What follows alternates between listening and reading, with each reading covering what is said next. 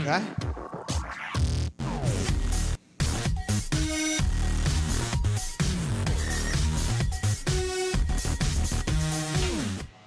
Guys, welcome to the I Love CVille Show. It's Jerry Miller. It's Tuesday. It's great to be with you. A lot we're going to cover on the program today as we spotlight Michael Payne, who is running for Charlottesville City Council. What I'd like to do with my forum is I'd like to introduce you to the candidates that are running for 3 very important seats on our Charlottesville City Council. This gentleman, Michael Payne, is certainly one of them. Before we get to the two-shot, before we get to Michael Payne, let's thank the fantastic folks of this program, Greenberry's Coffee Company. For almost 30 years, a husband and wife tandem who started with a beat-up Honda Civic have taken a company from Charlottesville, Virginia to a global empire. Ladies and gentlemen, it started in Barracks Road, it started in the McIntyre Office Park, now they're located in Japan, Saudi Arabia, Qatar, Washington, D.C., and soon to open in Portland, Oregon. Ladies and gentlemen, it's Greenberry's Coffee and Sean and Roxanne Simmons. I also want to give some big-time props to Dr. Scott Wagner. Scott Wagner, Chiropractic and Sports Medicine. Dr. Wagner has been doing big things, guys, with improving people's quality of life. Scott Wagner, and who's got your back? I'll tell you who's got your back. Dr. Scott Wagner of Scott Wagner Chiropractic in Sports Medicine. My friend Judah Wickhauer behind the board. He makes us look good every single Monday through Friday. Let's go to the two-shot and let's welcome Michael Payne to the program. Michael, thank you so much for joining us, sir. Definitely. Thanks. Glad to be here. It's great to have you. When you announced at Cardinal Hall that you were running for City Council, I asked you on Facebook through Messenger to come on the program, and I was so impressed with how you responded quickly and your willingness to come on the show. I thank you for that. Not everyone does that. I think you understand the importance of folks getting to know who you are. Before we get into the nitty-gritty, let's start open-ended. Who is Michael Payne, the man? Who is Michael Payne, the person? His hobbies, his interests, and his passions? Yeah, so I grew up in the Charlottesville area, went to Albemarle High School. I've lived here all my life after moving back from college. I've always been interested in politics as a way to bring positive change, as a way to improve people's lives. With this particular race, affordable housing was really the big thing that made me jump in, seeing how severe the problem is and the lack of solutions that seem to be coming from local government. I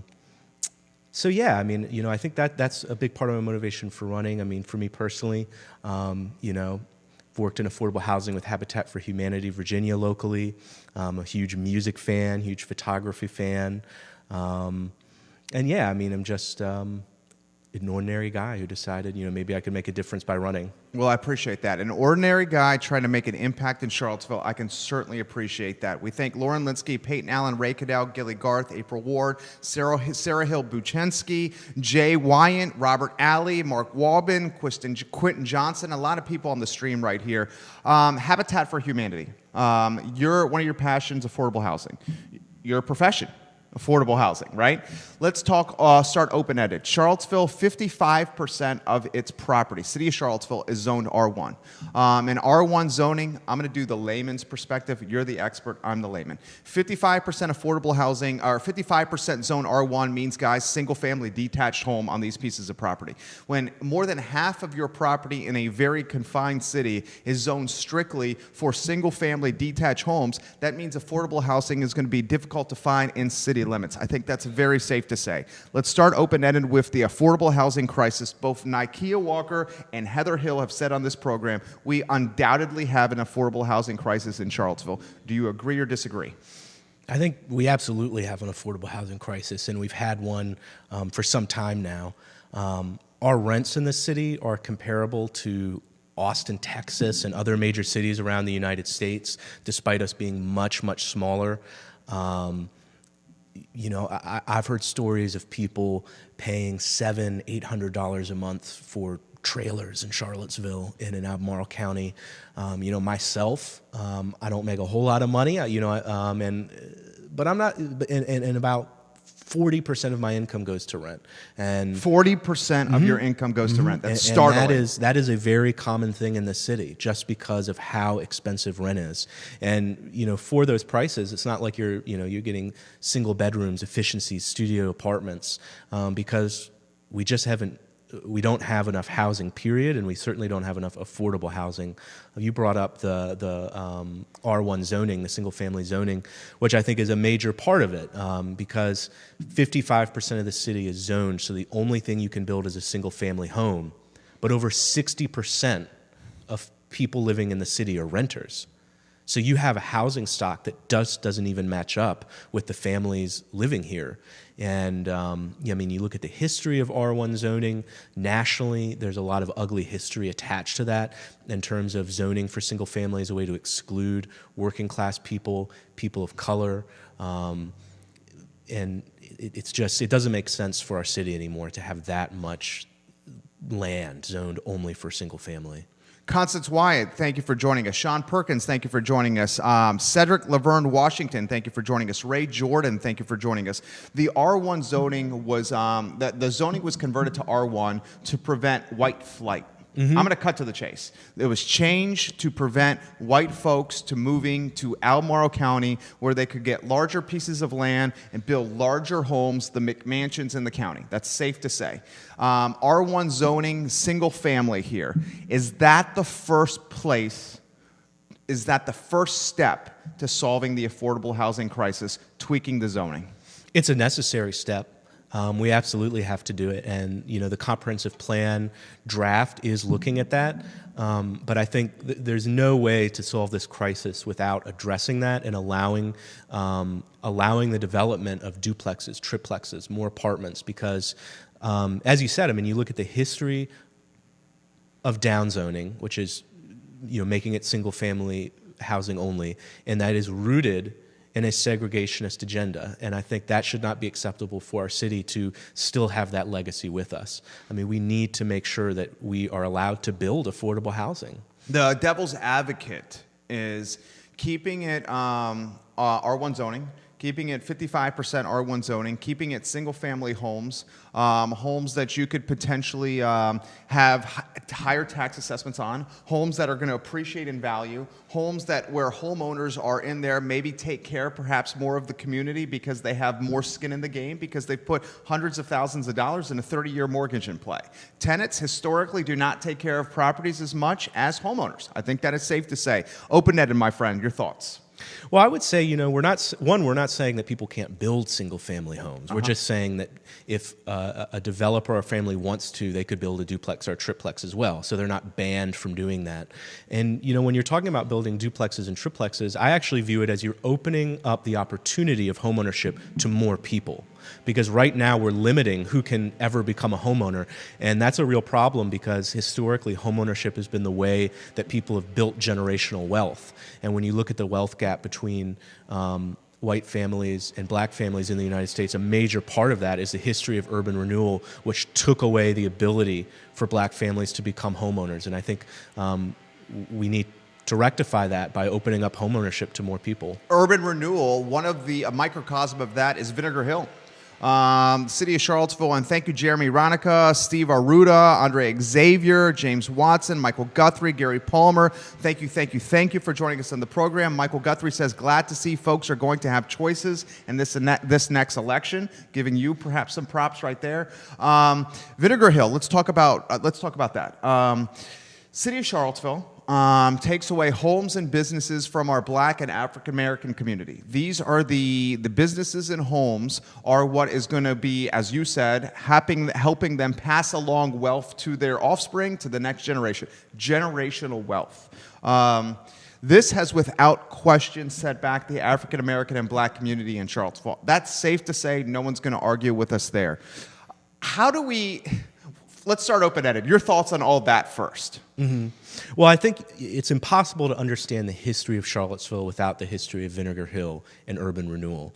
And I think you're exactly right that when you look at that history, it's a very ugly thing. Homeownership, local businesses, local community centers were taken away from Charlottesville's black community and transferred basically that wealth was transferred away from Charlottesville's black community to Charlottesville's white community.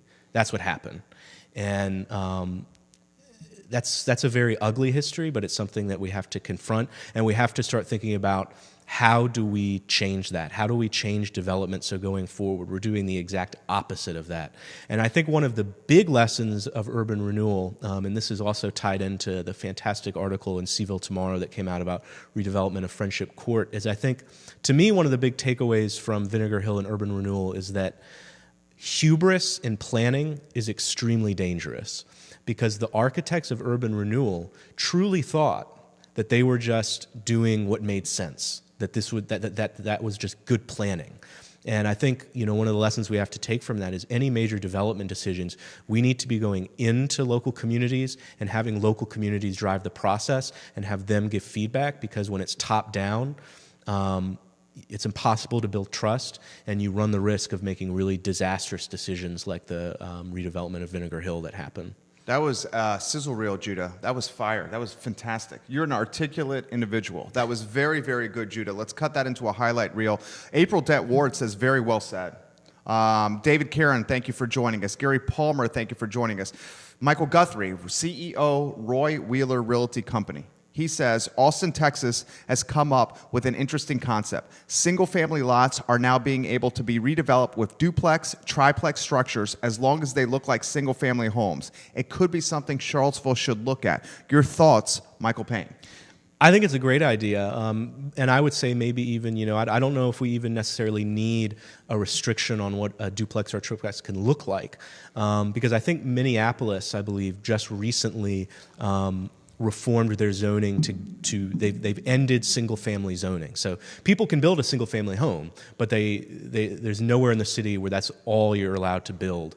And it hasn't disrupted neighborhood character. The duplexes and triplexes and small apartment complexes that have gone into neighborhoods look like normal homes. It hasn't been disruptive or caused any problems in neighborhoods in terms of something looking really out of place. And I think that's definitely a good idea, because I think duplexes and triplexes are a great way to increase the housing stock without creating a situation where people feel that they have this massive, 10-story building that came up right next to their, small home.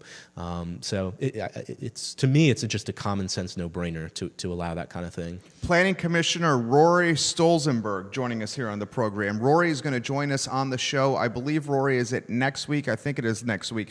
Laura Fonner, executive chef at Dooner's Restaurant, joining us on the program. A lot of people on the stream right now. You're doing a great job. What is the counter argument that you are hearing? You work for Habitat for Humanity. Affordable housing is one of your passions. The counter argument you are hearing from people, because I'm sure you're hearing it, of why duplexes, triplexes, units of this nature, why it's not a good idea to go down this road. I think it's fear of change is part of it. It is something different, and anytime that happens, people are rightly going to, want to ask questions and want to know more details. The main opposition, I hear to it comes from the argument of neighborhood character, that we don't want, a massive building coming up next to our home. But I think, again, you look at the experience of Minneapolis and other cities, when you allow for more duplexes and triplexes, it doesn't disrupt neighborhood character. You're just allowing more people to live in your neighborhood, people from different backgrounds, and I think that's a positive thing. A lot of folks terrified that Charlottesville's heading down the road of, say, something like San Francisco. Yes, where that's my fear. Yeah, we have a tremendous disparity in the people that, in the one percenters, can I say one percenters, and everybody else. Your thoughts? I think that's right. One of my big fears is that if we don't take action on affordable housing within the next 5 years, we won't be having this debate, because there will just be no affordable housing. And this will be a community that, like San Francisco and areas in Northern Virginia, increasingly, unless you're a wealthy young professional, you just can't afford to live here. And people are going to be pushed out in surrounding counties. And I think that's unacceptable. And I think it'll be a huge loss for the city if we push away our working class community, because that's where so much of our culture, our political organizing, our music and art scene, that's what it's rooted in. And that's part of what makes Charlottesville such a great place. That's a good answer. Sizzle reel, Judah. Sizzle reel. Highlight reel right there from Michael Payne. Let me throw this to you. I'm going to play devil's advocate for the sake of the show. When the city of Charlottesville and its real estate and its property values are skyrocketing, and going north. That drives increased tax assessments, and that makes the urban ring more valuable. That makes deeper into Albemarle County more valuable. That makes Louisa, Orange, everything else more valuable. Your thoughts? I think that's definitely true, and I think that's part of what's driving the affordable housing crisis. And also that I think, you look at other cities around the country, when you have property assessments start to increase, you can end up with this cycle where people are basically speculating on land, waiting to go up and flipping houses or buying land and waiting to flip it, which then only further fuels that cycle of increased property values, which can displace people and make housing unaffordable. But I think a way we can address that is part of it reforming zoning, but we also need to do other things. When that's the situation, we definitely need to prioritize redevelopment of public housing. We need to work with our nonprofit sector, have a comprehensive plan for how the city can leverage its resources to boost what affordable housing nonprofits are doing, our land trusts, our habitats, our PHAs. So it's definitely, there's no silver bullets on affordable housing. David Caron, you say you're a small business owner in Belmont. And David, I appreciate you participating in the show. David Caron, if you have a question, please put it on the stream and ask us. Sarah Hill, we're looking to, Sarah Hill Buchensky, we're looking at talking with you tomorrow from Roy Wheeler. You bring up the Charlottesville Tomorrow article. Guys, the website is CVilleTomorrow.org. Jordy Yeager has created a masterpiece, something that I believe is months and months in the works. And if you have not read the CVilleTomorrow.org Jordy Yeager story, I highly, highly encourage you to do it. Not only does it have editorial and copy, it has audio complements to the package. Let's talk about Friendship Court. Friendship Court, Crescent Halls. Friendship Court is undoubtedly an incredibly valuable piece of land. Friendship Court is, probably a quarter mile, maybe at that, from the downtown mall. Less than that. Developers, I would, without question, are licking their chops at what Friendship Court could be, because Friendship Court is another Belmont or North Downtown waiting to happen. You could put a ton of houses there. Let's start open-ended with Friendship Court, its future, its current state. A lot of folks say the current state of Friendship Court is in utter disrepair. It needs TLC, and that's an understatement. Friendship Court, my friend, your thoughts? Well, I think almost all of our affordable housing has been in a state of disrepair and needs, at a minimum, rehab. A lot of the units that the Housing Authority owns, because the federal government has cut funding for so many years, people aren't even able to live in some of these units because they're in such a state of disrepair. But the redevelopment of Friendship Court is pretty far along in the process. I'm pretty optimistic that it will be able to happen. I know Sunshine has been doing an amazing job. Sunshine gets a lot of props on this show. Well, he's done an incredible job to build relationships in the community, have the community drive the process, build trust, and so I think it can be a positive thing. Like anything, the concern I would have just taps into sort of what you said, in that there's a lot of developers who look at this land and think of it as being really valuable, and that's really what they see. And so I think the danger is that long term that you might have displacement of low-income families living there, and I think we need to make sure that we protect against that, because I look at that and I see this is a community. This is families. This is people who love their community, and we need to respect that, and we need to make sure that we're not displacing people, especially when you look at how few new affordable units are coming online. And I know Friendship Court redevelopment will include more affordable units and is not displacing anyone. So I'm optimistic that it can and will be a positive thing. The devil's advocate here, and I have a number of, let's call them colleagues. They're friends. We'll call them friends. Number of friends that are developers. Number of friends that watch this program and want me to ask questions. And they say, don't use my name, but these are the questions that should be asked. One of the questions that comes up from my developer colleagues or friends is, Jerry, if we're ever going to get the downtown mall to go from Court Square to the Ix Art Park and be this vast, robust pedestrian corridor of merchants, of retail, of restaurants, of music, of a destination, like a short pump town center, a destination experience. We need Friendship Court to be perhaps the bookend of the south side of the mall, and we need it to look good. We need it to have folks of disposable income, massive disposable income, that are able to walk to and fro and support the merchants, the restaurants, the music venues, etc. Then they make the point, Keith's project on Water Street, an $80 million project. People that could afford Keith Woodard's project are people that are buying $500,000, $600,000 to say like $1 million for penthouses. These are people with vast wealth and vast disposable income. The devil's advocate side, Michael Payne, is these are the people you want in the heartbeat of Charlottesville because of their disposable income is going to keep the heartbeat of Charlottesville going strong. Your thoughts, and break it down for me. I would look at it definitely from a different angle. I would look at it in terms of why is it that working families shouldn't have access to our downtown area? Why is it that low-income families who grew up in a community don't have a right to not be displaced? Why is it that we should not prioritize affordable housing? I don't have any problem with development or that plan, but I would think the first priority needs to be you're not displacing anyone, and then two, that you're making sure that you have a strong amount of affordable housing. Because I think, again,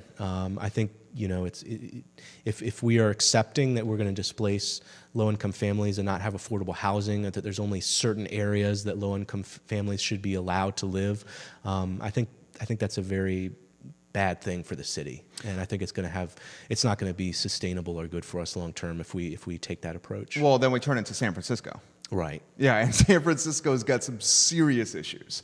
Let me throw this to you. In regards to Keith Woodard's project, $80 million. The dude had $1.2 million of his own money in the game. I mean, we're talking 2 years of time. The opportunity cost on that is tremendous. Mayor Walker came on our show and said the city had a ton of money into the project as well. And then Keith just said, peace, I'm out. I don't care about that $1.2 million. I can't deal with this city council. I'm going to leave this $1.2 million on the table and go do something else. Does that terrify you? Does that worry you? That developers, he is one of the most, I think, one of the most accomplished, one of the most seasoned, one of the most respected developers in the community, that they're just saying, peace, I don't care about my $1.2 million, I'm out of here. Your thoughts? Well, I definitely think on affordable housing development that the local government has not been able to unify and function is a major problem. With that one specifically, I actually think that project failed not so much because of the actions of council or the Board of Architectural Review, but just because of market forces. Yep, that's true. Because he went and asked for a special use permit because the city was asking so much from that project in terms of housing the city market, providing amenities, and I think even still having some parking spaces. He wanted luxury apartments on top of it to subsidize the cost of doing all that, basically.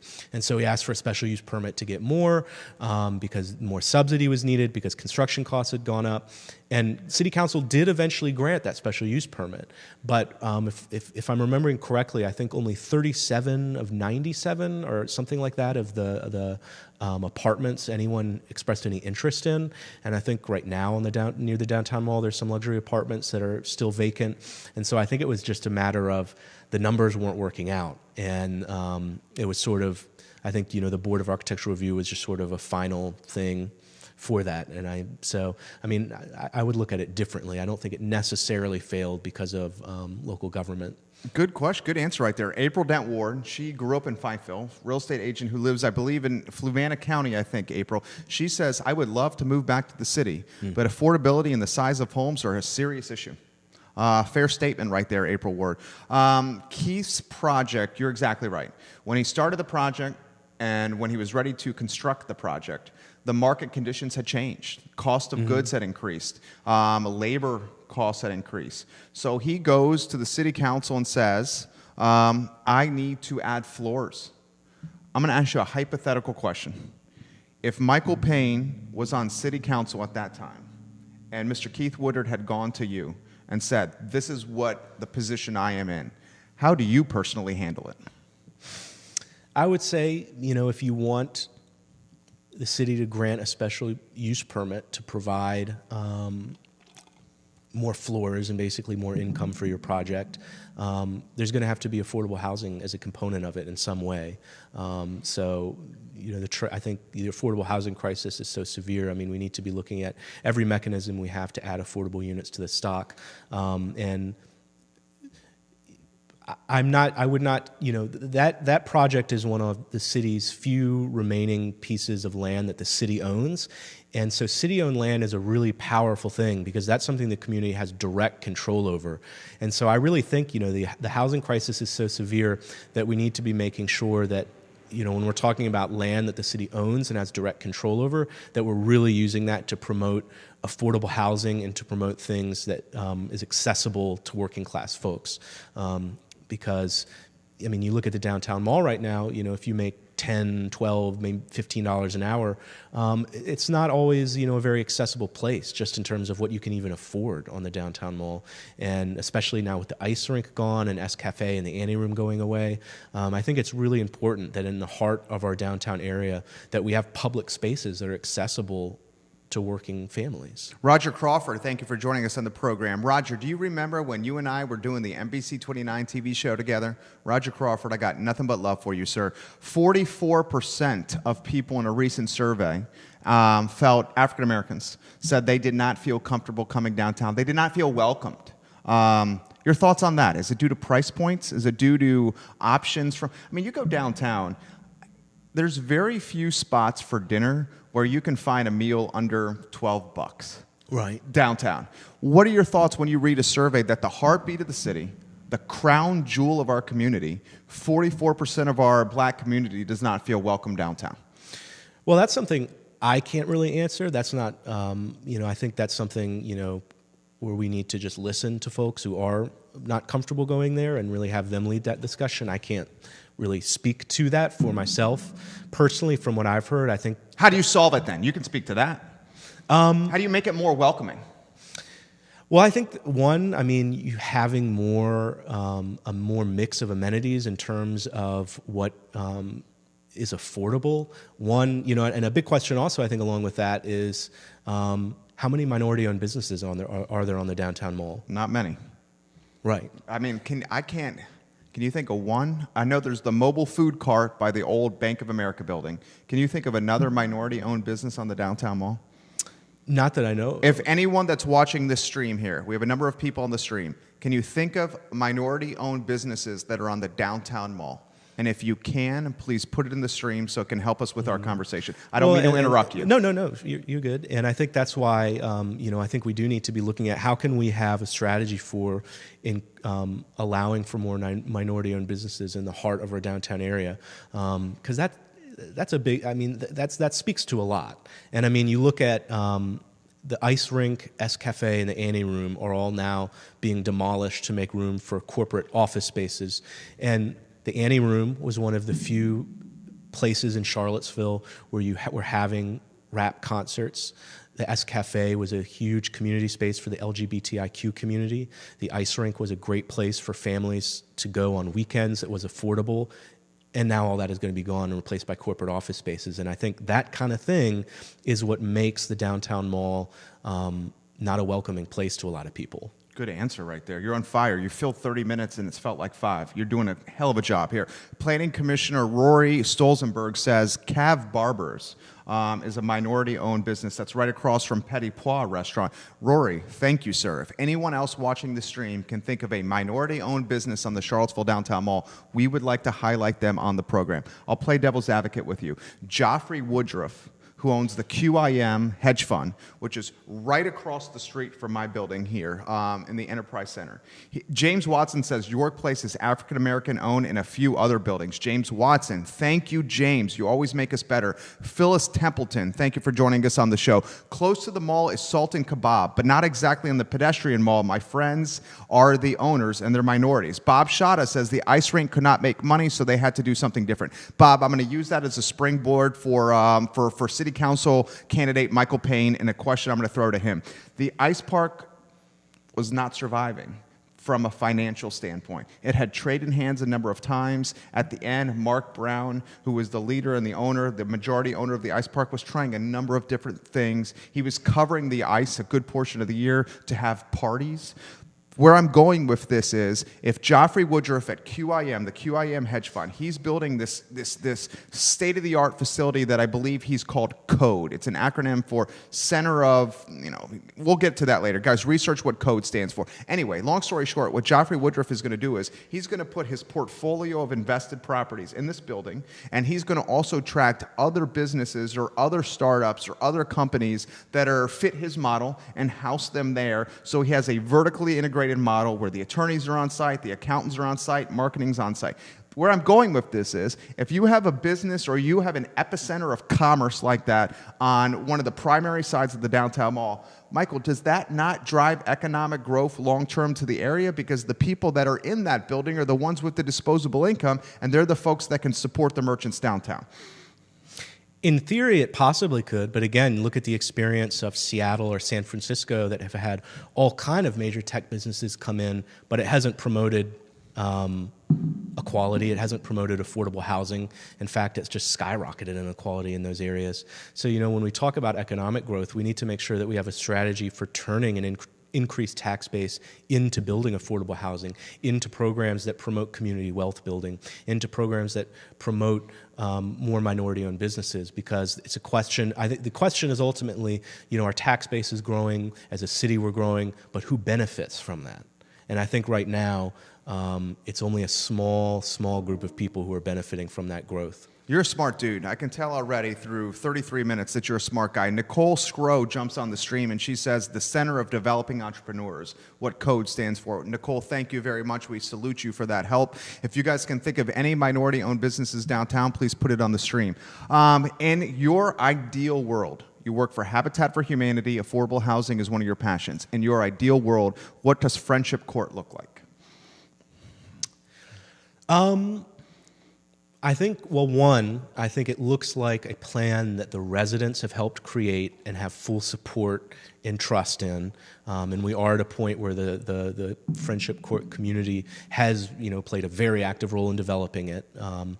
And one in which there is as much affordable housing as possible at 0 to 30% of AMI.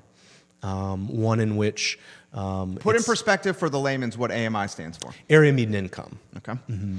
Which is, side note, but I think when we talk about affordable housing, a big part that we need to think about is one, how do we define affordable? What area median income levels is it at?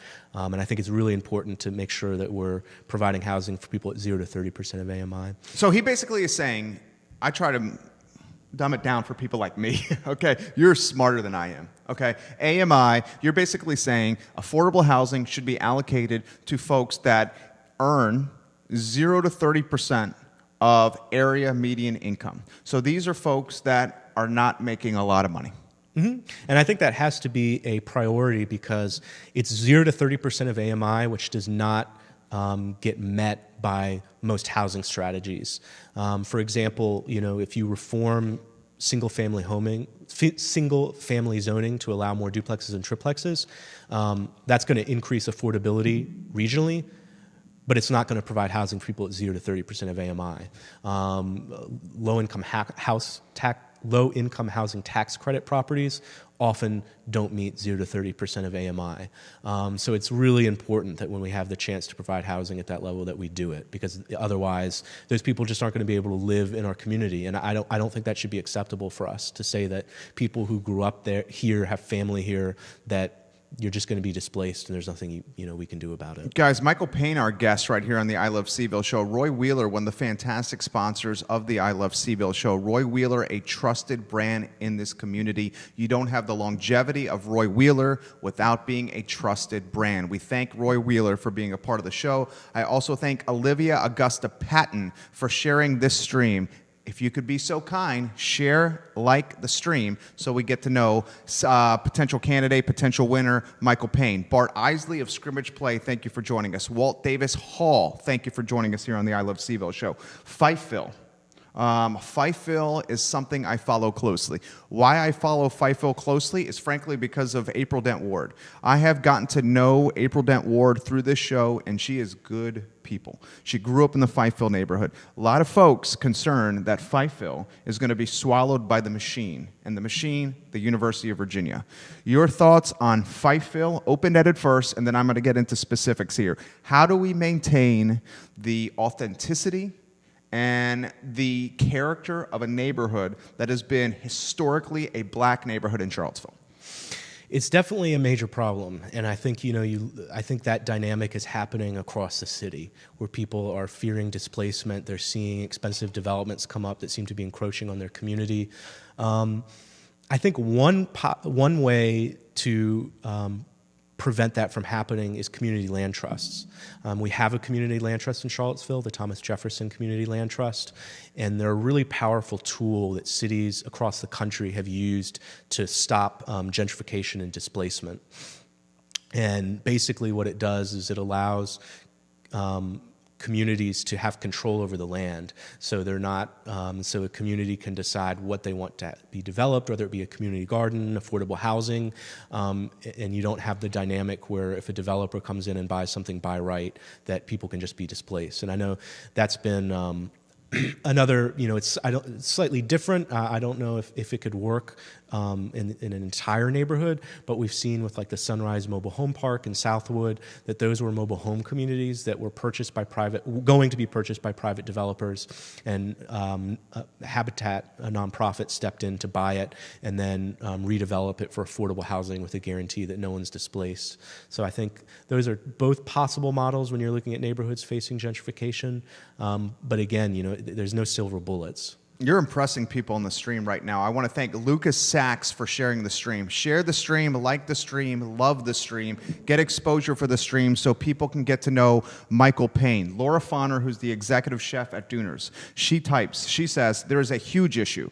I feed the homeless shelters every Tuesday, and so many of them come from their full-time job to the shelter because they just cannot afford to pay the crazy rents around Charlottesville. James Watson highlights Cavalier Barbers as a minority-owned business. April Ward says most minorities are leasing on the mall but have businesses there. Cavalier Barber, Marco Luca, Vita Nova come to mind. Thank you guys for contributing to the show. You are making us better, undoubtedly. Michael Payne, let me throw this to you. You bring up Southwood. Southwood, when a package that was supposed to come to my home for Christmas mistakenly got delivered to Southwood, and the resident in Southwood was so kind, and it was a car seat for my son. Okay, a car seat for my son 2 days before we were making a trip to Long Island to visit my in-laws. We needed this car seat. We would have been screwed. We could have gone somewhere else and bought it. We were counting on this car seat. She picks up the phone, calls us, and says, Jerry, come get this car seat. We have this for you. I go into Southwood for the first time I have ever been in my entire life. Southwood is like a different world. Southwood is like its own city.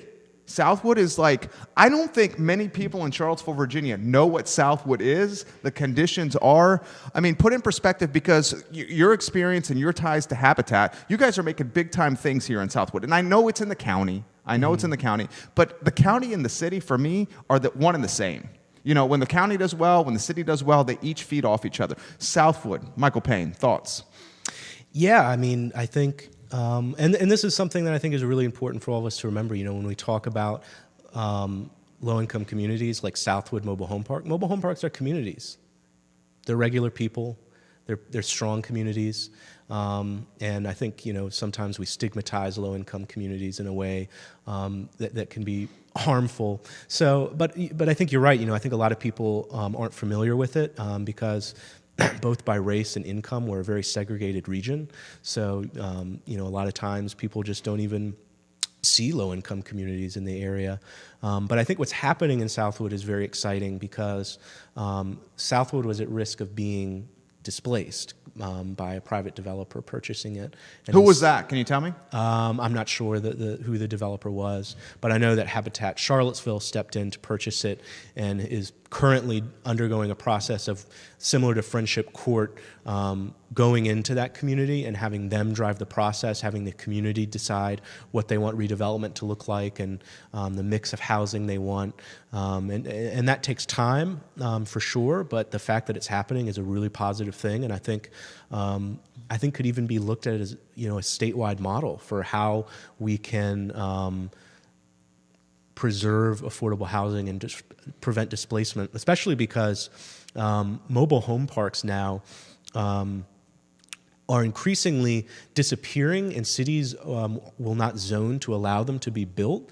And there's a lot of people who mobile homes are, without them, they wouldn't have a home. It's the only thing that's affordable and accessible to them. So we need to make sure that we're not just like taking away people's homes and providing nothing that would be accessible to them. You're getting very good reviews here on the stream. James Watson said, I've been out of the loop for years, but I think a gentleman from the Caribbean is part owner of the Sky Bar. I could be wrong. So James Watson, the gentleman you're talking about is Alex George. Alex George was at one time one of the co-owners of the Sky Bar, but his partners, whether pleasant or unpleasant, pushed him out of Commonwealth Sky Bar. Alex George, no longer a co-owner of Commonwealth Sky Bar. Eric Benson, thank you for joining us. Jason Krigler, thank you for joining us. Share the stream, like the stream, get exposure for potential Charlottesville City Council candidate Michael Payne. We've talked affordable housing, and I would be remiss if I did not talk about a private-public partnership in Riverbend Development and Corin Capshaw. Corin Capshaw is undoubtedly the most powerful man in Charlottesville, Virginia. I think that is safe to say. He is putting his cojones on the line. He's putting some money on the line, and he's doing a JV, a joint venture with Crescent Halls in another location. We'll start open-ended with Corin Capshaw, the most powerful man in the city, and the JV, the joint venture he is doing with the city of Charlottesville. Michael. Well, I think it's really exciting, and I think it's historic, and I think it should really be one of the big things we're always talking about in the affordable housing conversation, because I think redevelopment of public housing is actually our most powerful tool for addressing affordable housing. For example, just recently I read a study that, we talk about how if you allow more market rate units, it can decrease rents regionally. Well, if you build more, let's say you build 100 public housing units versus 100 market rate units, those 100 public housing units would have almost twice the effect on reducing rents regionally than the market rate units. And it's one of our only tools for providing housing to people at 0 to 30% of area mean income and permanent affordability, which is another piece of the conversation that sometimes gets missed. Because a lot of times when you build affordable housing, it's affordable for a period of 15, 20 years, and then it's not. But public housing is permanently affordable, accessible, 0 to 30% of area mean income. So it's really exciting, and it's a really powerful tool, and we've been talking about redevelopment of public housing for so long. The fact that we have a partnership like this and we're starting to see possible funding sources come together is really exciting, and yeah. April Dent Ward, thank you for sharing the stream. Caitlin Mancini of Roy Wheeler says, great points, Michael Payne. I'm glad I tuned in today. Thank you, Caitlin Mancini, for leaving that comment. We certainly appreciate it. Share the stream, like the stream. Let's let Charlottesville know who Michael Payne is. Any concerns that the intentions of Riverbend Development and Corin Capshaw are not truly philanthropic or altruistic? Mm-hmm. He is undoubtedly a businessman first. That is safe to say. He is not a Habitat for Humanity that is looking at affordable housing first. He's a developer. He's an entrepreneur. He's a businessman. Concerns that's not genuine. Mm-hmm. I asked the same question to Mayor Walker. Mm-hmm.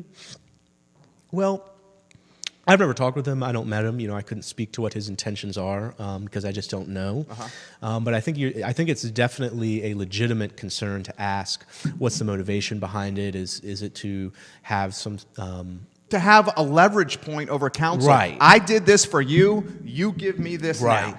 Right. Again, it's hard to say if that's the intention without ever having interacted with him. But cross your mind. It's a legitimate concern. Yeah. It's definitely a legitimate concern, and I think the approach I would say we need to take is just make sure at every level of redevelopment of public housing that there's transparency, there's accountability, and that we're having residents drive what redevelopment looks like, and we're having the residents' priority ground our values in terms of no displacement, having it be for affordable housing rather than market rate or mixed use. Although certainly, a different levels of AMI and redevelopment can be a good thing if. What do you mean by that? So you could envision redevelopment where you're building public housing units for people at 0 to 30%. Say like 2/3 of them are, and then 1/3 is for a mix of like 50 to 80% of IMI. A few that are market rate. That can be a good thing if it's being done so you have a stable revenue stream, so you know that you can continue to maintain those public housing units. Because I think that's the big problem, is that the federal government has cut funding for public housing, and so no money has gone to maintaining them. And we need to make sure we don't do that again. And I think maybe if you include like some market rate units or things like that, it can be, but we need to make sure that it's not being done in a way where we're having that be a bigger priority than housing for people at 0 to 30% of IMI, because we need to be building as much affordable housing units as possible. But if we can do some things that are going to help us maintain those affordable housing units and make sure that people aren't living in poor conditions without heat or things breaking down, I think that's something that can definitely be of value. Future of Crescent Halls. Corin on his building, he's looking at the top floor of his building where his businesses are based out of, probably at Crescent Halls all the time. And I'm sure Corin, I don't want to speak for him, but I think it's safe to say Corin is looking across the street and saying, man, this building has so much potential. This building is a quarter mile from downtown. I could do so much with this building. Your thoughts on Crescent Halls? Well, again, I'm sure there are a lot of developers looking at Crescent Halls and thinking that. And again, I would say, it's a community. The people who live there are a community. They're people who are a vital part of our city. We would be a much worse city without them. And we need to make sure that we're not having any displacement, and that in the redevelopment of Crescent Halls, we're prioritizing that affordable housing, especially for folks at 0 to 30% of area median income. And I think, again, if we have transparency and residents drive redevelopment, I think it can be done in a way that will be positive, regardless of what some intentions may or may not be. Good answer right there. A number of questions coming in. Andre Xavier, travel and tourism entrepreneur. We had him on the show yesterday. He wants to know your thoughts on the future of the CACVB, Charlottesville Albemarle Convention and Visitors Bureau. As a follow-up question, and I'll throw it to you, advertising campaign has caught a lot of heat, featuring white folks at vineyards with the tagline of "It's okay to spit" or something like that. Very weird tagline. In a vineyard that is in Albemarle County, not in the city of Charlottesville. CACVB future, CACVB its role, and the advertising campaign that is expected to change the regional and national conversation and brand of Charlottesville, Virginia. Mm-hmm. Well, one, I think, just speaking bluntly, that advertising campaign was terrible. It was disastrous. I don't understand how something like that could have made it out of committee and gone to the public. And I think, I think this speaks to a larger problem where, sometimes maybe the city relies too much on consulting or contractors who have no connection to the community. And a lot of times they're just going to produce work that doesn't actually reflect the community because they have no connection to it. And I think this is a community of so much talent, so much commitment that I think, especially for something like that, let's have the community drive something like that, because who's going to know how to better market than the people within our own community? And I think, when we think about how do we change the conversation or narrative about Charlottesville nationally, I think we do that by committing ourselves to a bold agenda for progressive change and following through on it, and showing that our city is about setting a statewide model for how we can build 4,000 affordable housing units. Our city is a model for how people can come together to fight climate change locally. Our community is a model for how we can unify to expand our public transportation and grow equitably. And I think that is really what we're going to need to do if we're going to change the conversation. Dude, that was such a good answer. Such a good answer. Judah, highlight reel that. That right there hits so many points. Real estate agent Brittany Moore, I see you watching the program. Thank you, Brittany, the Orange County basketball sensation, for tuning into this program. Bob Shada says, historically, council lacks common sense. I understand, Bob, your frustrations. I think a lot of people share your frustrations. Perhaps that's why he is running himself for city council. William Joel Christmas, thank you for joining us on the program. I'm going to pick up the pace and tempo because you've been on fire right now, and I have a lot I got to get to. Let's talk police department attrition.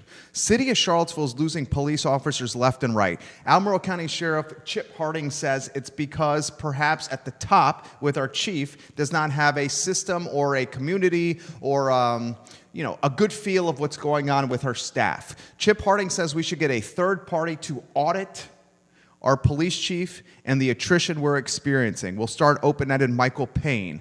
Chip Harding's comments for auditing the police department, and the second part of my question, the attrition the city of Charlottesville is experiencing with arguably its most important employees, the people that keep us safe, the police department. Mm-hmm. Well, I think, more transparency and accountability is always a good thing. But I think in terms of allowing a third party to look at the department, I think our Civilian Police Review Board can be a powerful mechanism for doing just that. I think there's a lot of reasons probably for attrition. What do you think? In no small part, I think, is because after the events of August 11th and August 12th, that was a very traumatic event for the community, and I think that broke a lot of trust between the community and the police department. And the process of rebuilding that trust and promoting full transparency, accountability is really tough, and it takes time. And I think, after an event like that, I think it's not unexpected that you would have some turbulence within the police department. And I think the way to address that is to rebuild trust with the community. And again, I think to do that requires transparency, accountability, honestly confronting problems in terms of discriminatory stop and frisk, in terms of the police response on August 11th and August 12th, which there still has not been full transparency about in terms of who, if anyone, issued a stand-down order, who came up with the strategy of not intervening. And I think we can get there. If the Civilian Police Review Board is able to get some, real teeth and move forward, and we can start to have honest conversations about stop and frisk and other things. I think we can get there, but it's going to take time for sure. Michael Payne, you're on fire right now. April says, I think the city is in this current state of neglect because for years, council has been ignoring important items, and now it's current council that is left to clean up the mess. April, thank you for the contribution. Share, like the stream. That's how you support us, how you get folks to get to know Michael Payne, who is running for one of 3 very important city council spots.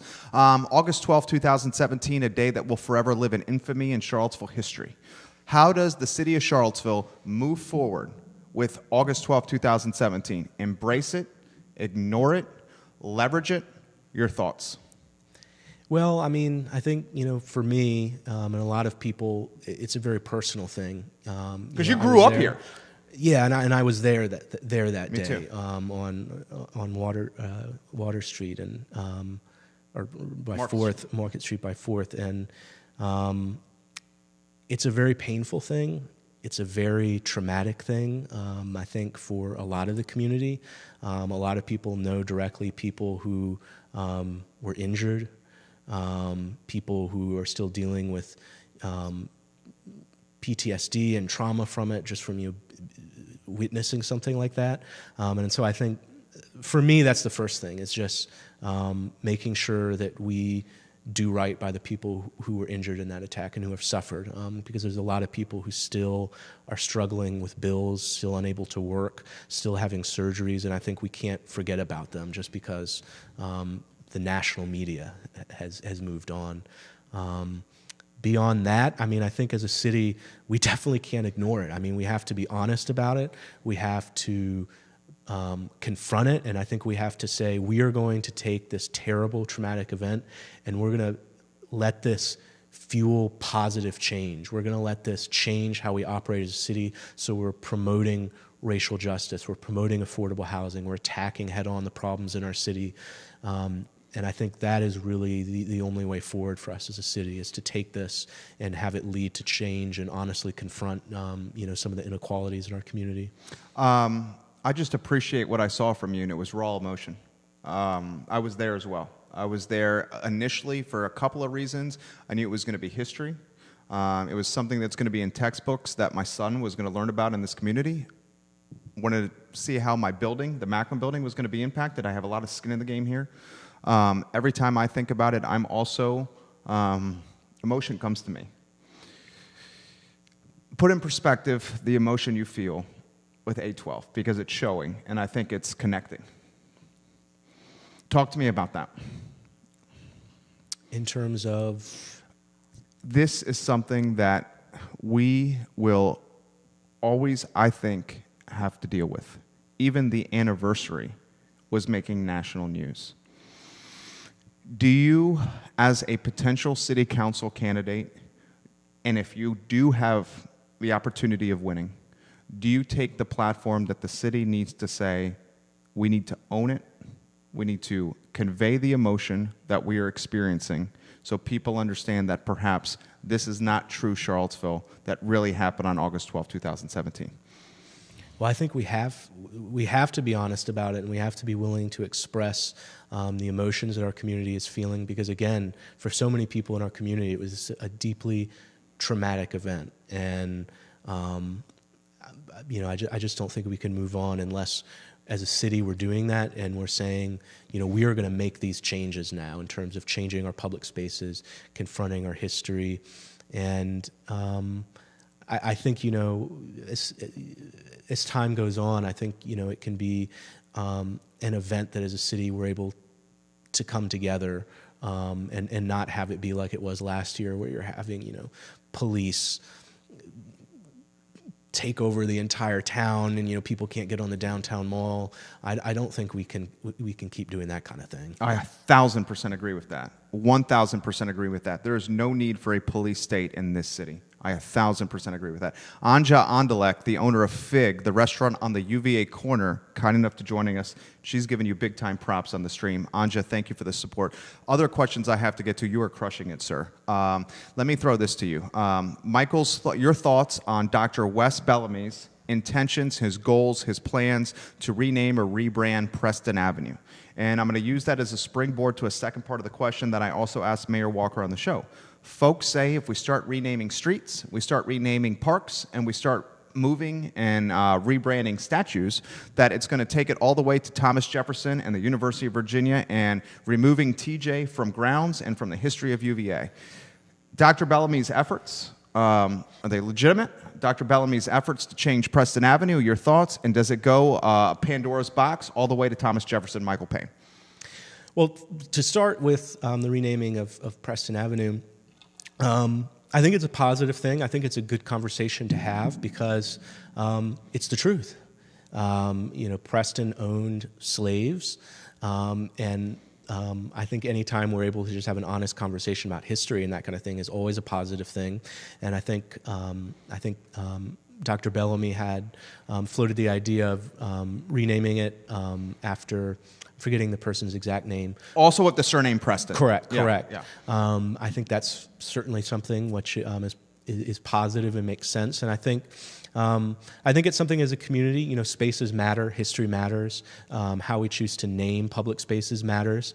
And I think, to me, it seems, especially if you're renaming it after someone with the same surname, it seems sort of like a no-brainer in some ways that we can quickly do. And I don't think it prevents us from having conversations about affordable housing or other things. I think it can tie into those conversations. I don't think it's either or. I think we can do both. The second part of that conversation, in terms of will this lead to removing Thomas Jefferson from UVA, I think no. I think it clearly will not. I think that argument, the sort of Pandora's box argument, I think is sort of a scare tactic sometimes. Everything is case by case, and the reality is, as a community, we can have an honest conversation about Thomas Jefferson's history, which is that, yes, he was president, involved in UVA, did these things, but he was also a slave owner. That's history. That's fact, and we should not ever think we can ignore that or underplay that. But why do it for, I'm playing devil's advocate for the sake of show. Thank you, Keaton Miller, for joining us, Thomas Don for joining us. Why do it for Preston Avenue if it's not then go to TJ? Because the whole premise of rebranding Preston Avenue, and I'm not saying one or the other. I'm not supporting taking Thomas Jefferson out of UVA. We're having a conversation. That's what we're doing. Dr. Bellamy's premise is Preston was a slave owner. We should change, or we should change who this street is named after because he's a slave owner. Thomas Jefferson was a slave owner. Are they not correlated? Well, I think a difference is that Preston is not well known in any way. He's not someone that anyone views as really integral to the history of Charlottesville, whereas Thomas Jefferson is in a much, much different way. And I think part of it, too, is practical in terms of UVA campus is in Albemarle County. It's a state-owned institution. The UVA has control over it. The city, even if the city decided it wanted to do that, it couldn't. It couldn't. Yeah. So I think part of it is practical there, and I think, yeah. Good answer right there. Michael Payne, let me throw this to you here. We're winding down a handful of other questions, so you're doing a great job. The comprehensive plan, which we've touched on already, promoting affordable housing, this is something very much in the spotlight. How does the comprehensive plan fit into your platform? Mm-hmm. Well, I think there's some really exciting things happening with the comprehensive plan in terms of looking at single-family zoning and thinking about how we can allow for more density in terms of duplexes, triplexes, some apartment complex, and phasing in that density. So you sort of have a density gradually increase, so you don't have, a massive apartment building next to, a small home. I think that's really exciting in the comprehensive plan. I think that's a conversation we haven't had in the city really before. In fact, our conversation has usually been about downzoning. So that's really exciting. I also think the comprehensive plan has some really valuable things in terms of thinking about what kind of neighborhoods do we want? How do we promote neighborhoods that have a local corner store, that have green space, community gardens, that provide opportunities for community wealth building? And I think that's really a valuable conversation, and I would love to see the comprehensive plan really start to incorporate climate change more, because we know climate change is happening. It's going to increase our floodplains. We've already seen this past year. There was way more flooding going into areas it's usually not in before. And so I think we just need to be conscious of that in our planning. How are floodplains going to change? How can we build a more sustainable community? And I think, that's a little bit in the comprehensive plan, but that's something I would love to see really be a big piece of it. West Main Streetscape.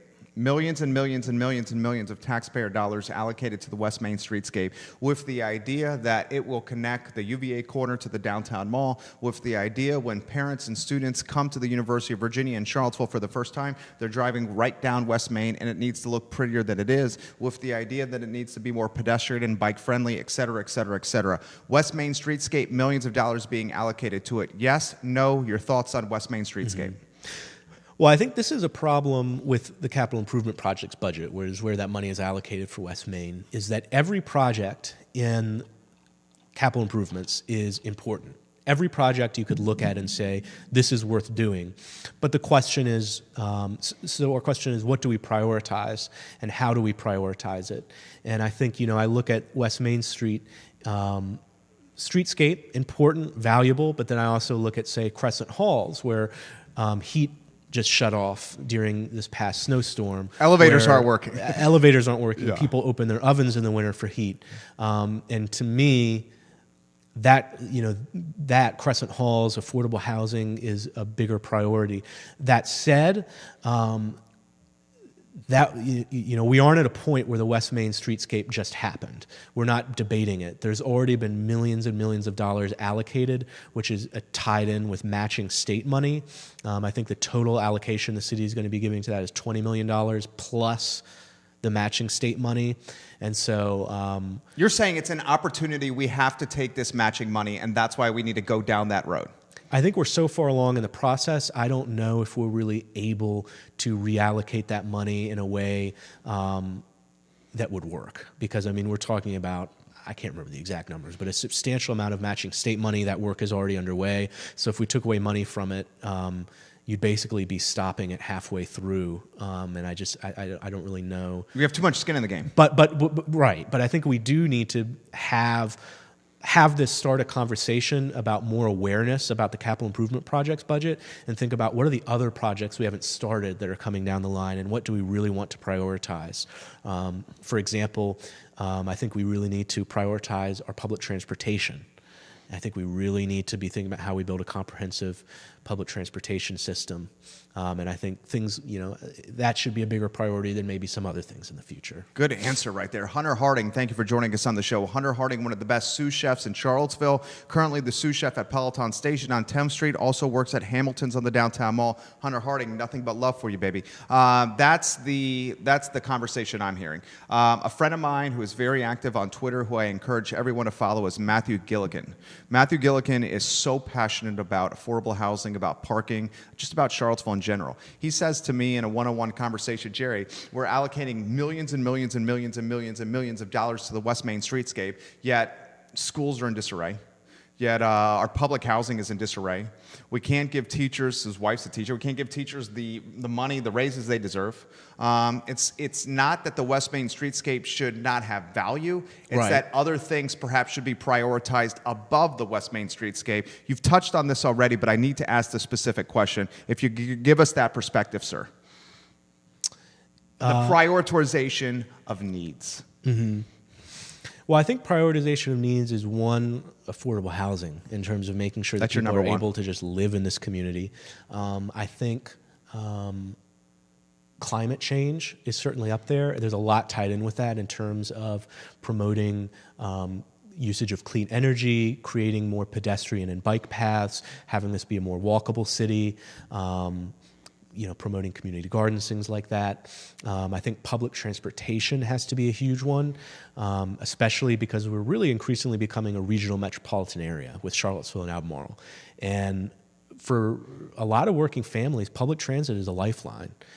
And our public transit system is not really usable for a lot of working folks. Like if you have it on a regular schedule or you have to work late nights, you just can't rely on it. And it doesn't have nearly as many stops as it needs to. It's not going deep enough into Albemarle County.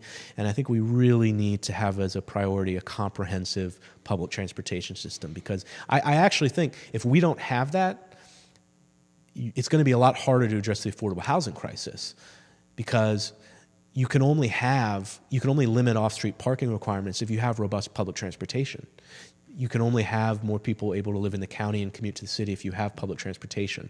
So it's something we really need to work on. Good answer right there. I'm going to give you an opportunity to connect with 250,000 plus people in Central Virginia. I'm going to give you the question, why would Michael Payne make the right choice for Charlottesville City Council? Think about that. Before we do, I have two more questions for you. One of the questions that I hear from my fellow business owners on the downtown mall, my fellow property owners, is the Landmark Hotel is a hideous, ugly skeleton that is home to rats, home to homeless that are doing things that they should not be doing, and it's just a hideous eyesore. Landmark Hotel. There's only so much that can be done. We've heard eminent domain. We've heard, this place is so disgusting, we need to take it over as a city. But the fact is there's a developer in Atlanta, Dewberry, that is the emperor of empty lots, as I believe Bloomberg News characterized him. He's in no hurry. He has more prime real estate in Atlanta that he's doing nothing with. Landmark Hotel, what can be done with the Landmark Hotel, Michael Payne? Well, first of all, I think we just need to speak honestly about it. I think that's really important, and that is the fact that, as you mentioned, Dewberry has a reputation, the emperor of empty lots, and he does this across the country.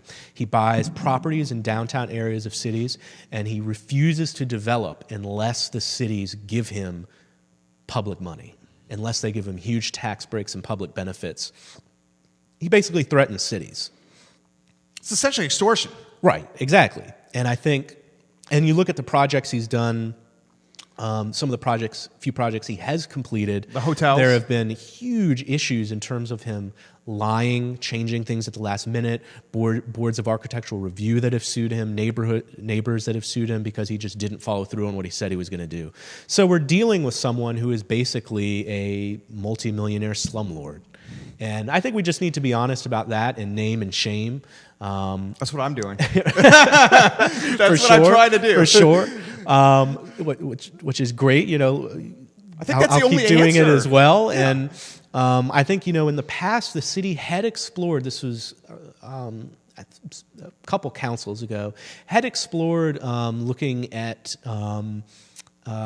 threatening to declare the property as blight, which would give more authority to take action on it.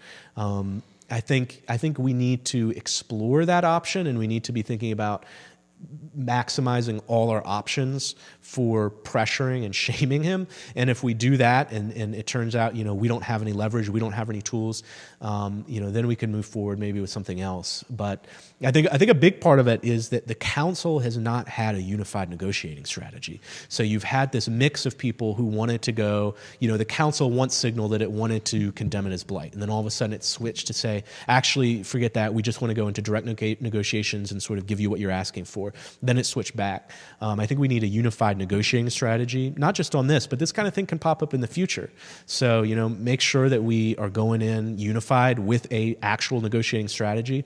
And for me, I think at the moment, I think we should be sticking to pressuring him and seeing what tools we have available, because to me, that's not acceptable, and maybe it turns out we have no options after we try everything, but I really worry that sends a dangerous signal if you're going to develop, if you send to people that, hey, you can come in, buy a property, and basically force us to give you taxpayer money to build a private development.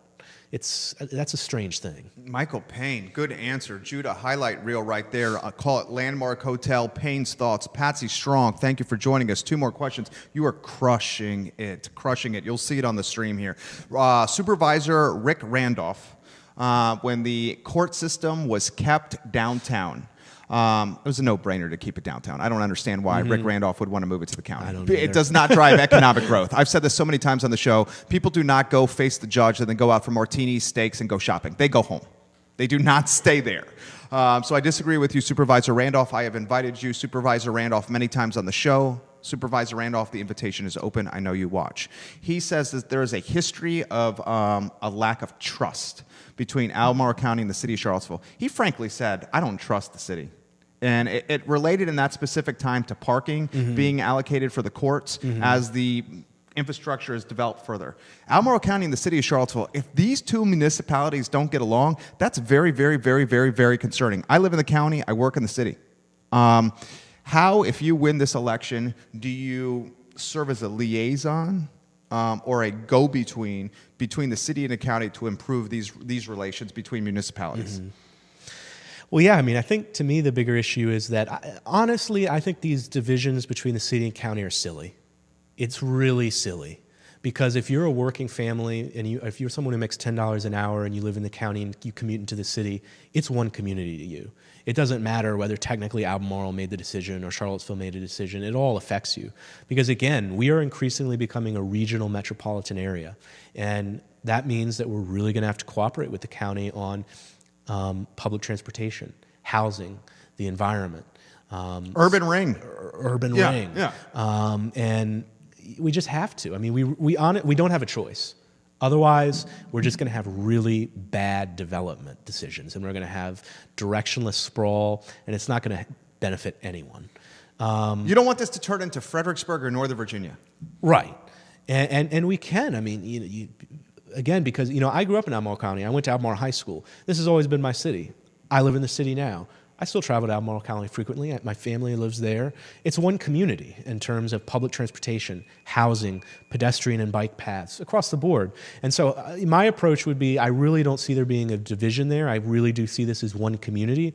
And I would want to meet one-on-one with every single board of supervisor, attend some board of supervisors meeting, meet with county staff, and just, sit down and be like, all right, how can we work together to benefit this community? And I think there's a lot of people who are open to that. There's always going to be some political gamesmanship where people want to create these conflicts and act. You think that's what it is? I think it's definitely a part of it. I Yeah? think it's definitely a part of it. Interesting. Very good answer. Okay, final question for you. And I'm going to give you a chance to think by thanking the sponsors. This is where you look at this camera. The question that I'm going to ask Michael Payne here is, why would Michael Payne make the right choice or the correct choice for Charlottesville City Council? I want you to hear his answer. We'll give him a moment to think about it. He already has the answer lined up. This dude is so articulate and so on point. You're killing it today. Greenberry's, thank you for being a part of the show. Dr. Scott Wagner of Scott Wagner Chiropractic, thank you for being a part of the show. Roy Wheeler, a trusted brand in Charlottesville, thank you for being a part of the show. And of course, Intrastate Pest and Service Company, a 4-generation company, a home's best friend, Intrastate Pest and Service Company. All right, Michael Payne, arguably your most important time on this program. We will turn this into a highlight reel and put it in front of 250,000 people. Why would Michael Payne make the right choice for Charlottesville City Council? As a city, we face significant problems on affordable housing, on climate change, on inequality, on public transportation. But we have the ability to solve these problems. We are a community of incredible talent, incredible passion. We have it within ourselves to solve these problems. Everyone agrees that over the past few years, our local government has not been able to function well. It hasn't been able to unify around solutions to the problems affecting working families in Charlottesville. The question is, how do we solve that? What will that take to unify and work on solutions? And I think what we have to do is we have to rebuild trust with the local community. And the way we do that is by engaging in community organizing, going into local communities, and allowing the community to drive what we do from the bottom up. And if we do that, if we have that approach, we can rebuild trust and make Charlottesville a statewide model for how you can solve the affordable housing crisis, deal with public transportation, address inequality. And I think the work I've done with Habitat Virginia and affordable housing, the work I've done in community organizing with Indivisible Charlottesville, Together CVille, and other groups, I think gives me a level of knowledge and experience to be part of the solution. But ultimately, it's not about me. It's about the community and uplifting the work that the community has been doing for years, and I look forward to being a part of that. Great answer. Judah, highlight reel, my friend. Thank you, Michael Payne, for joining us. For sure, thank you. I'm truly grateful. We'll close the program here shortly, guys, with the way we always close the program. Charlottesville, I really want you to be good to each other. This community and this town is filled with 99.9999% of amazing people, okay? And if we all work together, if we all embody the golden rule, if we all think before we speak and act, we will have a community that's better than ever and hopefully returns back to its perch as the happiest city in America. What I'd like to do with I Love CVille is showcase positive content so you can see how positive Charlottesville, Virginia is.